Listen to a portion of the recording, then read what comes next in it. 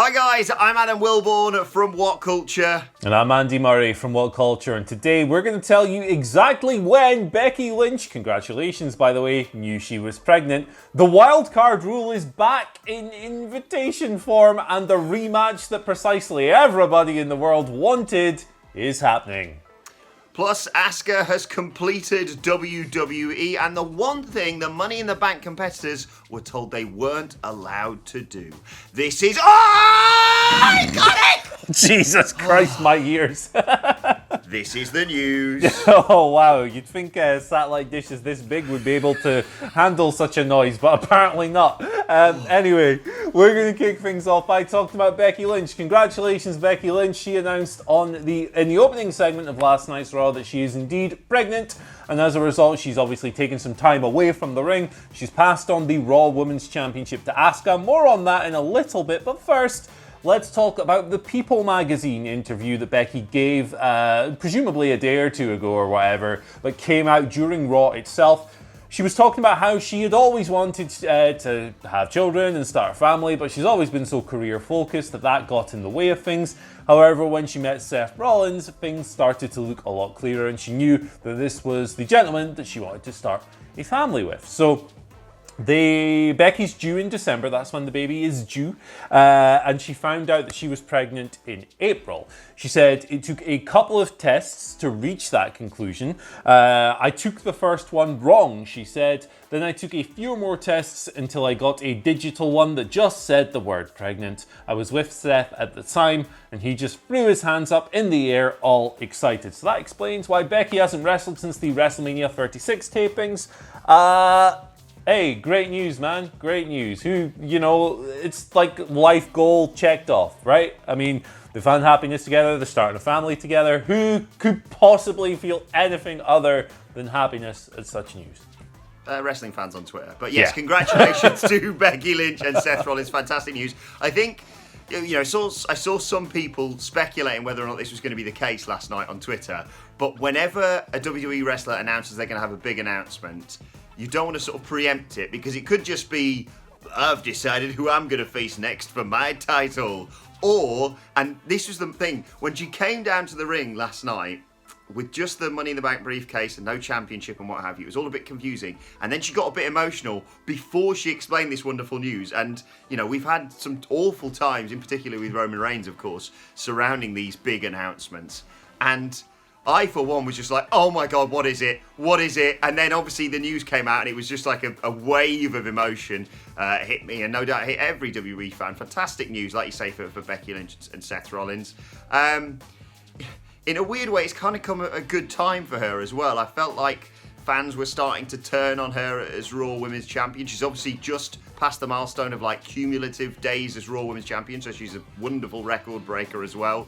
And we were talking about this before we came into the news. It's probably good. It's a good time for her to obviously step away, have a child, like you say, due in December. And then by the time she comes back, maybe, I don't know. I'm not a mum, you might have guessed. And I don't know, it completely is on her. She should not be pressurised about when she wants to come back. But if you think December, I don't know, post WrestleMania 37-ish? Yeah. I don't know.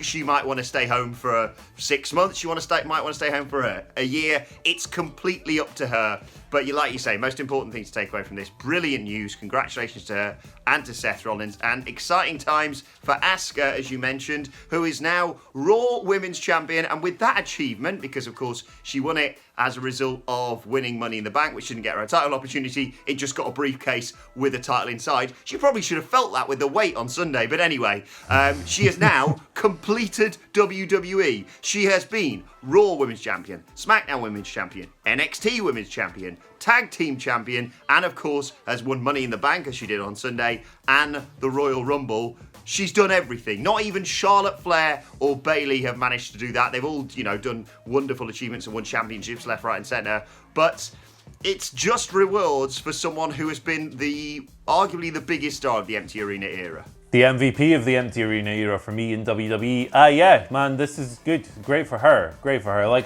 Her push has wavered at various times, but she's never been too far away from a big accolade, as this resume shows. She's done all of this in, 5 years? It's great stuff. No one else can say that. No one else can say that they have this precise list of accomplishments now. Obviously, Charlotte has like 20 million title reigns and all that stuff, but it's a unique thing for Asuka to hang her hat on. And, it's great to see that even though, she had, the WrestleMania 34 match with Charlotte, it caused some problems, and then the Carmella feud. And there's been other bits and pieces here and there, but at the same time, a couple of months later, here she is winning Money in the Bank, winning the Raw Women's title. She won the SmackDown Women's title in that awesome match at TLC a couple of years ago.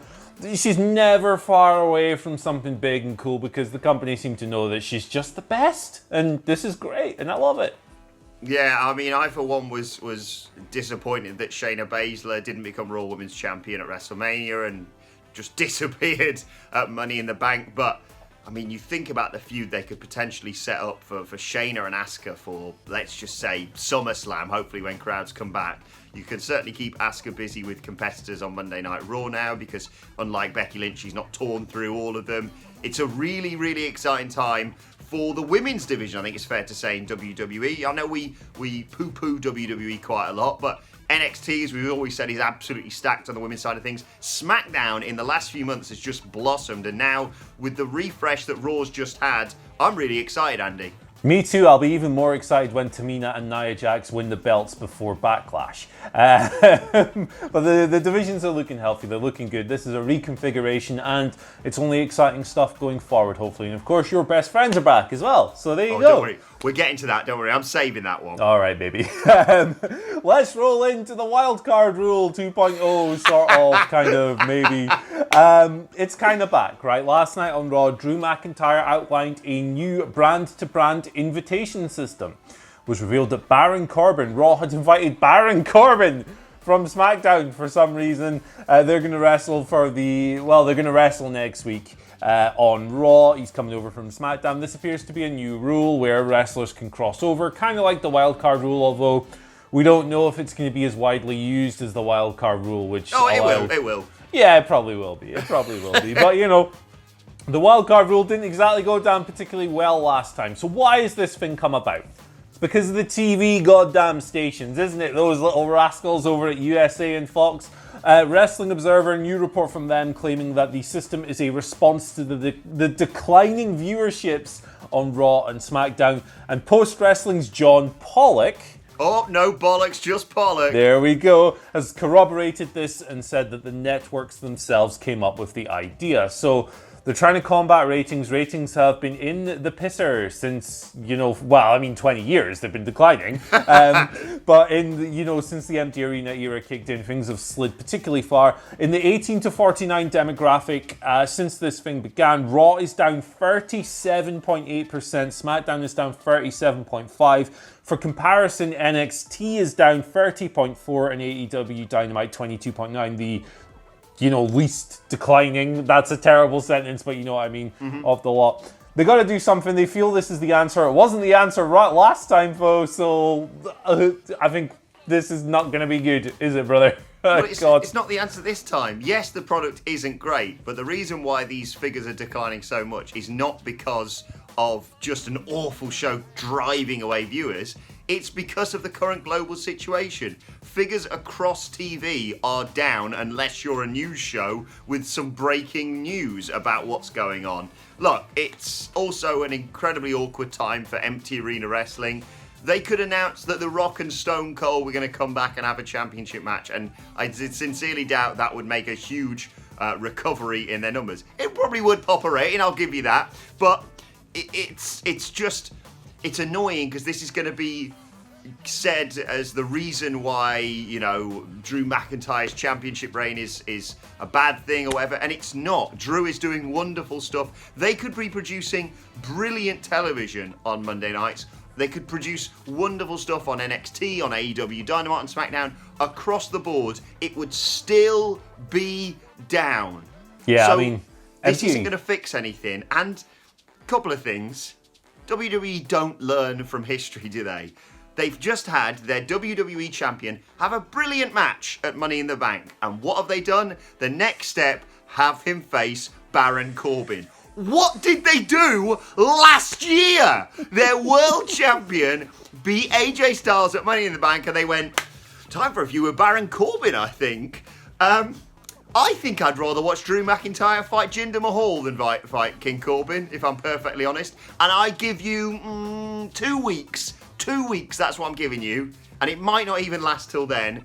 Till someone shows up on Raw or SmackDown or wherever and says, I haven't been invited, but I'm here anyway. Yeah. Completely negating the entire rule, just like they did with the wildcard rule within about 5 minutes of being instigated. Yeah, I do kind of like the idea of them kind of sitting around this boardroom meeting and going, I know why ratings are down. It's because Baron Corbin can't be on Raw. Let's fix that. It's nuts. I can't see this ending particularly well. Empty arena wrestling, the viewers are voting with their feet, man. It's just not that fun to watch. So, papering over the cracks. Indeed. Right, let's move on and talk about Money in the Bank. Fairly enjoyable main event, slightly divisive for certain fans, particularly the Dudley Boys, you may have picked up on yesterday. But one thing that the wrestlers were told they specifically could not do whilst tearing through the halls of WWE HQ was smash up Vince McMahon's office. It was a unique experience watching AJ Styles and Daniel Bryan brawl in there, spotting the giant dinosaur skull and realising where they were until Vince McMahon told them to get out. And then they slowly put those chairs back, which incidentally, according to a report from PW Insider, is what wrestlers have to do when they leave a meeting in Vince McMahon's office, leave the chairs as they found them. But according to WrestlingNews.co, they were given specific instructions to smash up whatever you want in WWE HQ, but please, for God's sake, do not move anything in Vince McMahon's office. I love the Vince, like the relationship between Vince and his T-Rex skull is like my favorite thing in wrestling, I think. It's just another one of these little nuggets of information that adds to Vince's mystique as one of the most fascinating human beings who has ever walked this earth. And he tweeted in something like 2013 with a picture of it saying, it's on my wall and it represents my voracious appetite for life, pal. WWE.com did a big article on it like a few years later as well. It's like, you can do what the hell you want, just stay away from the goddamn dinosaur, pal. I mean, to be fair, like I was speaking to one of our bosses this morning and he was like, to be fair, it probably costs upwards of $1 million, and yeah, fair enough. But it's just kind of funny. I love hearing stuff like this. Vince is a weird guy. And you know why he's a weird guy? Because he thinks people want to watch Edge versus Randy Orton again. I mean, some people do. I'm sorry, a lot of you like that match. I did not. I'm being opinionated asshole. That's what I'm doing. Neither did I, Andy. Me and you, brother. Long and boring. Yeah, I didn't enjoy it. But guess what? They're doing it again, brother. It's going down at Backlash, seemingly on the 14th of June. It hasn't been confirmed yet because Edge didn't answer the challenge. He just kind of stood there like, but it seems very much like it's going down. This comes from a promo at the end of Raw, back and forth on the microphone. Randy Orton said to Edge, yeah, okay, the better man won at WrestleMania 36, but the better wrestler didn't win. So at Backlash, I want to face you in a straight-up wrestling match with no gimmicks, no bollocks. Kind of a weird thing to do, kind of strange back-to-front booking, particularly considering the way that match ended with the kind of poetic concerto on top of the truck. Seemed like the perfect ending, but round two's coming. Here we go. Cool. Yeah, I could not care less about this, and it's been talked about in the past on numerous occasions with WWE doing something like this, but have like a last man standing match and then be like a pure wrestling match, which is the polar opposite of what, WWE hates wrestling anyway, and this is going to end in a roll-up, isn't it? It's going to end in a roll-up because it's WWE. And also, just a quick word here. I don't want to shoot on her. I think she's a wonderful interviewer, TV personality, whatever you want to call her, presenter. Charlie Caruso, little note for you here. Here is how you were meant to deliver your line last night. Is this going to be the greatest wrestling match ever? Clearly not a podcast listener, Charlie Caruso. Shame on you, Charlie. You're very good at your job, Phil. Yes, indeed. No one cares, though. No one cares about this match. No, I mean, greatest wrestling. They're great performers, and they can do great stuff with them. Just, I don't want to see another Edge Randy Orton match.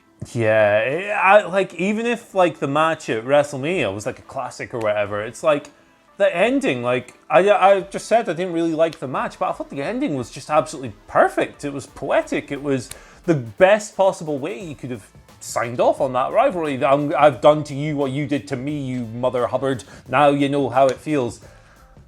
Meh, weird storytelling. Weird. Do you see them having Orton win this and then going for a rubber match potentially? Yeah, man. They're going down the ladder here, right? They started it last man standing. Now they're going to a regular singles match. What is even softer than a regular singles match? That they get an arm wrestle to settle the feud? Yeah, pose off. That's what it'll be. Yeah, there you go. Right, let's move on to your Twitter questions at WhatCulture WWE. Of course, if you want to get in touch with us. First question today comes from at Eat Yeet Delete, whose question I only picked because he's changed his name on Twitter, or they've changed their name on Twitter, I should say, to Adam Wilborn's Exalted Glasses, who says, do you guys think that whether it's now or in a few years' time, that Otis could hang with Brock Lesnar in the ring? Oh my goodness. Wow, okay. I think the list of people, when I answer this, I mean no disrespect to Otis, because I love Otis, but I think the list of people who can credibly hang with Brock Lesnar in the ring is, you can count on one hand, because he's just the most believable, badass, beast, monster man of all time. With that in mind, no, I don't necessarily think so. Do I think that Otis can be a main eventer or an upper mid-carder with credibility? Sure, yeah. Don't know what his ceiling is. He's only been in this company, in this spotlight for a short time, and I'd like to think that someday he can indeed become a big marketable commodity. But on the same level as Brock Lesnar, we're talking A+, and I'm reticent to say yes. Yeah, I'm kind of agree with you on that one. I love Otis, but it is... There's levels to this game, I think is the best way of putting it. But Speaking of Otis, Mike on the mic asks, if the rumours are true that Otis may cash in his Money in the Bank for a SmackDown Tag Team Championship match, would you like to see WWE allow the winner of the Money in the Bank cases cash in on any WWE Championship on any brand?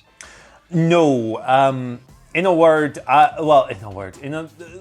think it kind of devalues the whole thing, right? It devalues the world title as well. You're scrapping to get this thing and it can only be used on this to take this big leap up and stuff. And in a vacuum, you might be able to say, okay, well, if he cashes in on the tag titles, which is what has been stated, then that's cool. That elevates the tag titles a little bit. But this will be happening in a world where we don't have a woman's Money in the Bank briefcase holder to cash in on that top title now, and it all becomes a little bit blurry. If you can win that briefcase and theoretically cash it in on, say, I don't know, the United Kingdom title or the Cruiserweight Championship, all due respect to those performers, it's not the same as the Universal of the world. So it's not a world I necessarily want to see come to life.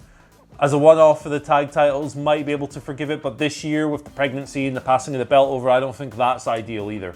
Yeah, I agree with you completely. I love the Money in the Bank briefcase, and I like, I said this before, I like having it sort of hanging over whoever is world champion for quite some time across the year, and just the speculation of the fact it can be cashed in at any time. And very often WWE have blown their beans with this one very early on, in the immediate aftermath of the Money in the Bank ladder match. And I get what they're trying to do here. Maybe I could allow it with Otis. I'd not be best pleased if they utilised it for a tag team championship opportunity.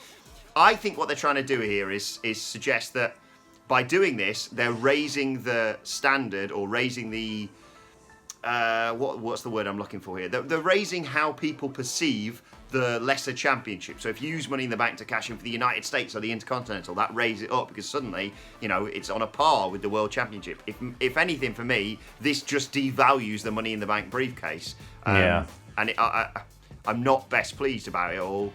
I'd like it to be able to be cashed in on any brand. So if you win the briefcase, you can go and cash it in on NXT or whoever is Universal Champion if you're on Raw, or WWE Champion if you're on SmackDown. I like that bit of it all. But yeah, it should just be World Championships, and that's it for me. For sure. Me too. Final question today comes from, I'm going to butcher this name, I do apologise. Olajuwon Bourne? I apologise so much for that, I'm really bad. Who says, a huge congratulations to the man becoming the mom, but with what's been happening with Roman getting name banned and cut out of footage, do you see something similar happening to Becky? Nah, I don't think so. I think the recent Becky footage is very marketable for them and how they're trying to present themselves with women's wrestling and stuff, and the WrestleMania main event is a huge moment. It's a first. It's a genuine historic first. I don't think they'll do that with Becky. Like, mind you, I didn't think they'd do that with Roman either, but we know the Roman thing was just a wacky conspiracy theory now. We know that he's at home because of his family, not because he's, for other reasons, he said in that TMZ And they showed, interview. it's a cheap get out of jail free thing, but they did show an image of him at Money in the Bank. So Yeah. Like, so in short, no, I don't think they'll do that with Becky. No, I don't think so either. Or Seth, as some people have suggested, getting heat for taking the man away while she's on this hot streak. That's not how these things work. It's not like he injured her. They're expecting a baby together. This is just wonderful news that should be celebrated. Yeah. Right, there you have it, all of today's... Of course, I'm not ending it there. Let's move on to today's and finally. And no prizes for guessing what this is. It is, of course, the return of Billy Bloody Kay, Peyton Bloody Royce, the Iconics, last night on Monday Night Raw. 6 bloody months. 6 months, Indy Murray, I've had to wait for this. You flaming galah. But right now, let's throw a shrimp on the barbie, because they are big. I don't really know what I can add to that. 6 months I had to wait. It was like mid-November we last saw them getting beat by, I think it was Charlotte Flair and Becky Lynch in 2 minutes. Yeah. Honestly, I was watching Raw in the wee hours of this morning. My wife is furious with me because I made a huge that noise when their music hit. They came back, they interrupted a moment of bliss, or they were involved, I should say, in a moment of bliss. They then subsequently beat the Women's Tag Team Champions. They have a title shot on next week's show, and put the titles back on them. It's really obvious and simple, but nobody has been better Women's Tag Team Champions than Billy Bloody Kay and Peyton Bloody Royce. Yeah, they're going to win the belt now, aren't they? Why not? Why the hell not? Good for them. Happy to see them back. Why wouldn't you have the Iconics in the empty arena era? Why? Why wouldn't you do that? It's just nonsense. Yes, as an homage to that classic sign from One Night Stand, sort of cheating a little bit, but anyway, if the Iconics lose, we bloody right. There we go. All right, let us know your thoughts on that and all of today's news stories in the comment section below. And don't forget to like, share, and subscribe. And subscribe to What Culture Wrestling on either iTunes, Spotify, or wherever you get your podcasts from. For daily wrestling podcasts, myself and the Dudley Boys reviewing Monday Night Raw a little bit later on today. I'm going to be unbearable with them. And they are not in for a good day. But join me as I wind up Michael Hamlet and Michael Cedric by doing a 1 hour long Australian impression, probably. Also, let us know your thoughts on all of today's news stories and any Twitter questions you've got on Twitter at WhatCultureWWE. Watch there. You can follow both of us. You can follow Andy Murray at Andy H. Murray. The H stands for, hey, I forgot to find a place in Australia that begins with the letter H. So, Ayers Rock. Ayers Rock. There we go, baby. You can follow me at Adam Wilborn. The I in Wilborn stands for Iconic. Oh, I love this. I love this. My earlobes don't. And make sure you join us live here on What Culture's YouTube channel, 4 p.m. BST today. Myself, Adam Nicholas, and Adam Cleary answering all your wrestling questions, including how should the Iconics celebrate winning the Tag Team Champions next week? Whatever you want to ask, 4 p.m. live here today on YouTube. But for now, I'm in a good mood today. My thanks to Andy Murray. Thank you for watching. Thanks to Billy Bloody Kay and Peyton Bloody Royce. Congratulations to Becky Bloody Lynch and Seth Bloody Rollins. A bloody ban in the bloody oven to congratulate you two. And we will see you soon.